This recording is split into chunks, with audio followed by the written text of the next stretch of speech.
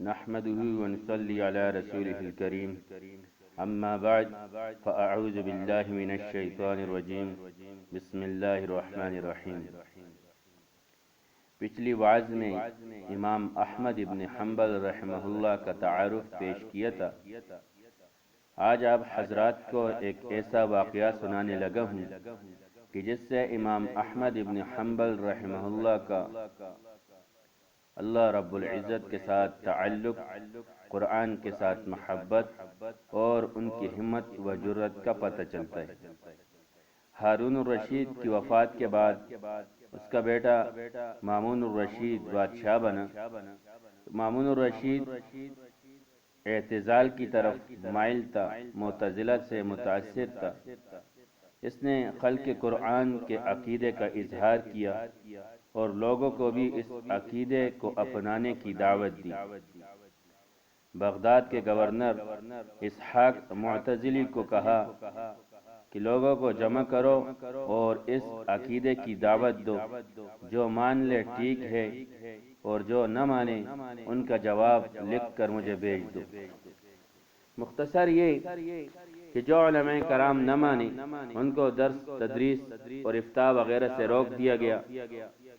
پھر کچھ عرصہ بعد مامون الرشید نے بغداد کے گورنر کو حکم دیا کہ جو لوگ نہیں مانتے ان سب کو قتل کر دو۔ اب یہ دھمکی سن کر بہت سارے لوگ پیچھے ہٹ گئے، لیکن امام احمد ابن حنبل رحمہ اللہ اور کچھ دیگر علماء حق پر ڈٹے رہے۔ تو ان سب کو گرفتار کر کے سپاہیوں کی نگرانی میں مامون الرشید کے پاس بھیجا گیا۔ امام احمد ابن حنبل رحمہ اللہ کے شاگرد احمد ابن غسان کا یہ بیان ہے کہ راستے میں ہمیں معلوم ہوا کہ مامون الرشید نے یہ قسم کھائی ہے کہ اگر احمد ابن حنبل اور اس کے شاگرد نے خلق قرآن کا اقرار نہ کیا تو میں ان کو مار مار کر قتل کر دوں گا۔ اب جب امام احمد ابن حنبل رحمہ اللہ کو یہ بات معلوم ہوئی تو انہوں نے دعا کی، آسمان کی طرف دیکھا اور کہا کہ اے اللہ، اس فاجر کو اتنی ہمت ہو گئی کہ تیرے اولیاء کو للکارتا ہے۔ اگر تیرا قرآن غیر مخلوق ہے تو ہم سے اس مشقت کو دور فرما۔ اس کے بعد ابھی رات کا تہائی حصہ بھی نہیں گزرا تھا کہ سپاہی دوڑتے ہوئے آئے اور امام احمد ابن حنبل رحمہ اللہ کو کہا کہ آپ سچے ہیں، قرآن مخلوق نہیں ہے۔ اللہ کی قسم، مامون الرشید ہلاک ہو گیا۔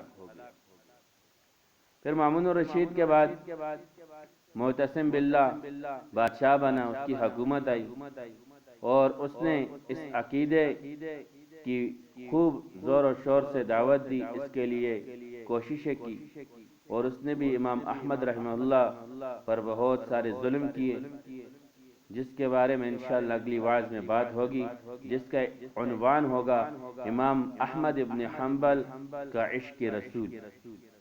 وآخر دعوانا ان الحمد للہ رب العالمین۔